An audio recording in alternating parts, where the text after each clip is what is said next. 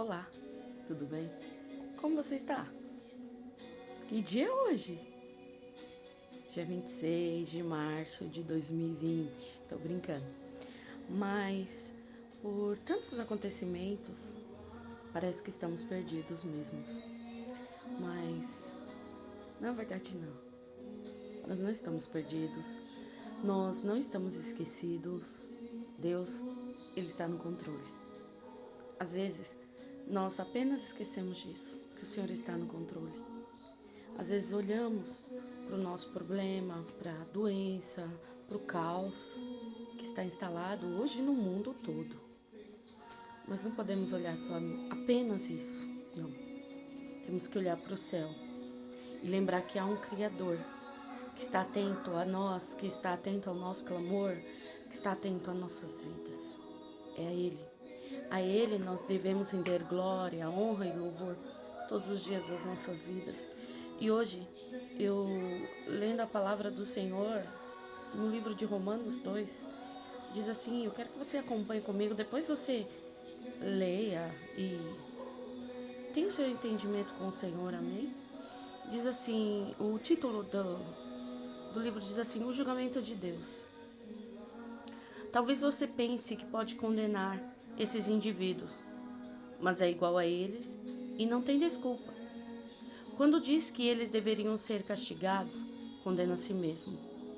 Porque você que julga os outros, pratica as mesmas coisas. E sabemos que Deus, em sua justiça, castigará todos que praticam tais coisas. Uma vez que você julga outros por fazerem essas coisas, o que o leva a pensar que evitará o julgamento de Deus ao agir da mesma forma? Não percebe quanto Ele é bondoso, tolerante e paciente com você? Não vê que essas manifestações da bondade de Deus visam levá-lo ao arrependimento? Mas por causa de seu coração rebelde, você se recusa a abandonar o pecado, acumulando a ira sobre si mesmo. Pois o dia da ira se aproxima, quando o justo juízo de Deus se revelará. Ele julgará cada um de acordo com seus atos. Dará vida eterna àqueles que, persistindo em fazer o bem, buscam glória, honra e imortalidade. Mas derramará ira e indignação sobre os que vivem para si mesmos, que se recusam a obedecer à verdade e preferem entregar-se a uma vida de perversidade. A todos que praticam mal, ele trará aflições e calamidade. Primeiro para os judeus e também para os gentios. Mas a todos que fazem o bem, ele dará glória, honra e paz. Primeiro para os judeus e também para os gentios. Pois Deus não age com favoritismo. Assim, todos os que pecarem, mesmo não tendo a lei escrita de Deus, serão destruídos. E todos os que pecarem estando sob a lei de Deus, todos os que pecarem estando sobre a lei de Deus, de acordo com essa lei, serão julgados. Pois os simples atos de ouvir a lei não nos torna justos diante de Deus, mas sim a obediência à lei é que nos torna justos aos olhos dele. Até mesmo os gentios, que não têm a lei escrita, quando obedecem a ela instintivamente, mostram que conhecem a lei, mesmo não a tendo. Demonstram que a lei está gravada em seu coração, pois a sua consciência e seus pensamentos os acusam ou lhes dizem que estão agindo corretamente.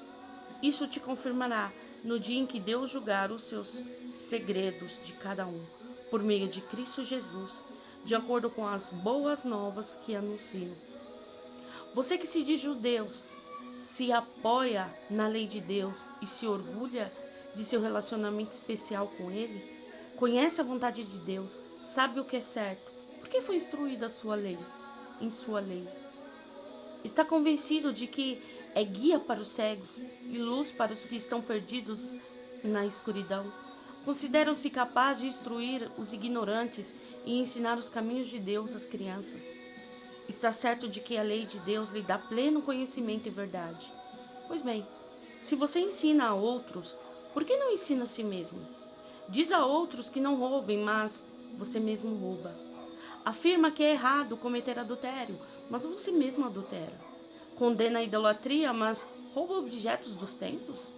Você que tanto se orgulha de conhecimento à lei e desonra a Deus desobedecendo a lei? Não é de admirar que as escrituras digam: os gentios blasfemam o nome de Deus por causa de vocês. A prática judaica da circuncisão só tem valor se vocês obedecerem à lei de Deus. Mas se você que é circuncidado não obedece à lei de Deus, não é diferente de um gentio incircuncidado. E se os cristãos obedecerem à lei de Deus, acaso não serão também considerados circuncidados?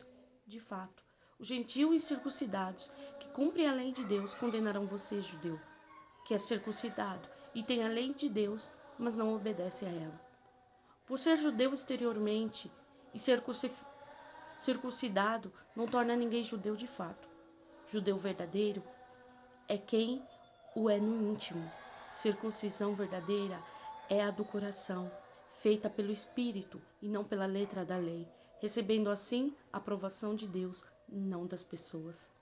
Ser cristão verdadeiro, vamos colocar a palavra cristão verdadeiro, não é só apenas ser batizado nas águas, não é só isso. Está na prática do amor, daquilo que Jesus Cristo nos ensinou e quer que façamos. Hoje em dia tem um monte de cristão espalhado no mundo que julgam as pessoas, condenam as pessoas.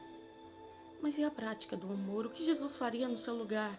O que Jesus faria na sua situação? Na situação do qual vivemos cotidianamente, no ordinário da vida, na nossa vida, situações que nós acabamos vivendo. Porque é isso a vida, é viver, são coisas simples.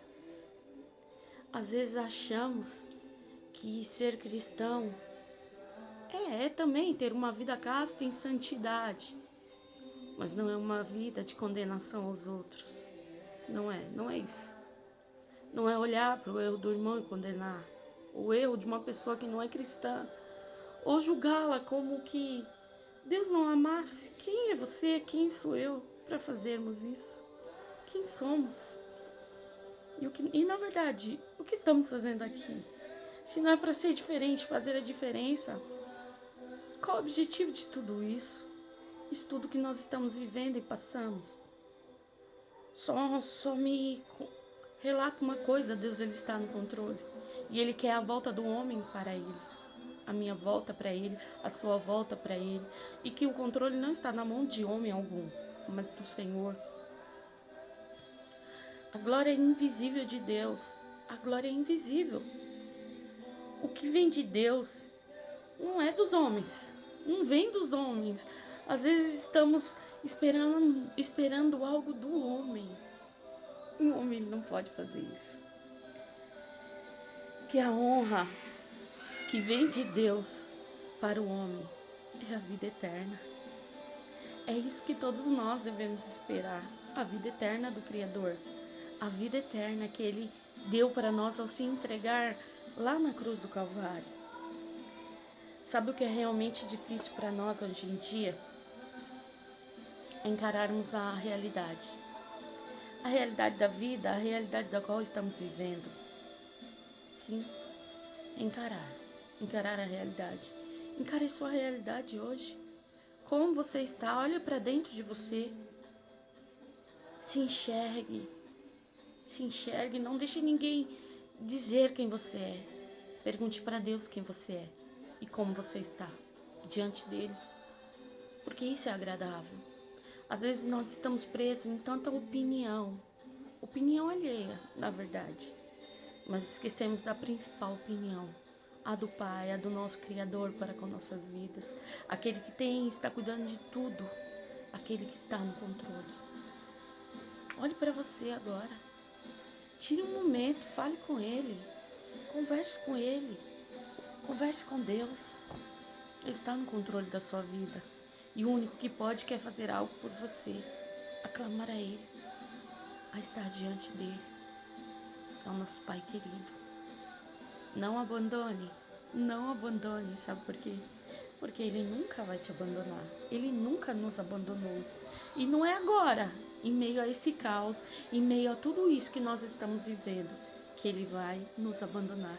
Ele não vai abandonar você que está doente, não. Não. Ele não abandonou e não vai abandonar aquele que está morrendo. Às vezes achamos que somos super cristãos e isso não existe. Não existe super cristão. Não. Tem pessoas realmente doentes, tem pessoas realmente morrendo. Mas olha, Ele está no controle. E você que tem a vida com o Senhor Jesus, e você que está sofrendo de alguma forma, coloque sua vida diante dele, independente do que aconteça. Clame a Ele. Clame a Ele. Em tudo que eu posso lembrar também, o ordinário da vida, lembrar na palavra de Deus a situação de que Jó viveu. Jó, ele perdeu tudo. Jó, ele perdeu seus filhos. Primeiro foram seus filhos. Todos eles morreram. Depois ele perdeu todos os seus bens. Sua esposa, que deveria estar ao seu lado, falou: Jó, abandona esse teu Deus e morre. Era a única situação viável para ela. Não quer dizer que ela não era de Deus, mas em meu caos, em meu sofrimento do qual ela estava vivendo, a situação era essa. E a solução para ela era essa. A ver seu marido todo cheio de lepra, se coçando com telha, se banhando com pó, com as cinzas, para que aquilo acalmasse. Às vezes o caos, a situação da qual a pessoa está vivendo, o que leva a ela é a morte. Ou a única solução para ela é a morte. Mas sabe o que Jó fez? Sabe o que Jó ousou fazer? Confiar no Senhor. Confiar no Senhor. Independente se ele morresse ou não. Certamente ele disse que ele veria o Senhor face a face. E essa era a alegria de Jó. Não que ele não se dizia digno daquilo que estava passando, não. Esse eu não pequei. Ele sabia que ele não tinha pecado. Ele sabia. Ele sabia que ele não tinha pecado. Ele sabia que ele não merecia aquilo. Mas ele estava vivendo aquilo. É o que hoje nós estamos vivendo, né? Olhamos para o alto. Às vezes a pessoa fala: por que Deus está fazendo isso? Não é que Deus está fazendo isso. Deus está permitindo isso. De alguma forma, para mim e para você olhar para Ele. De alguma forma, para mim e para você aprender alguma coisa. Aprender que nós dependemos dEle e que nós precisamos dEle. Amém? Coloque seu coração no Senhor. Independente da situação, coloque Deus em primeiro lugar. Como o Senhor Jesus nos ensinou. Buscar a Deus. Amar a Deus sobre todas as coisas. E o próximo, como a si mesmo. O próximo, talvez aquele que está próximo, sim, mas talvez ele não é aquele que está próximo. Você pode ajudar o próximo numa oração, numa ação, em algo do teu coração. Olhe para o Deus de amor. Pratique o amor. Confie nele, que o mais ele fará. Amém? Que Deus abençoe sua vida, que Deus abençoe nossas vidas, que Deus abençoe o Brasil, o mundo neste momento, que clama e que precisa dele. Buscar o Senhor enquanto se pode achar, invocar enquanto ainda está perto. Que Deus te abençoe. Graças a Deus.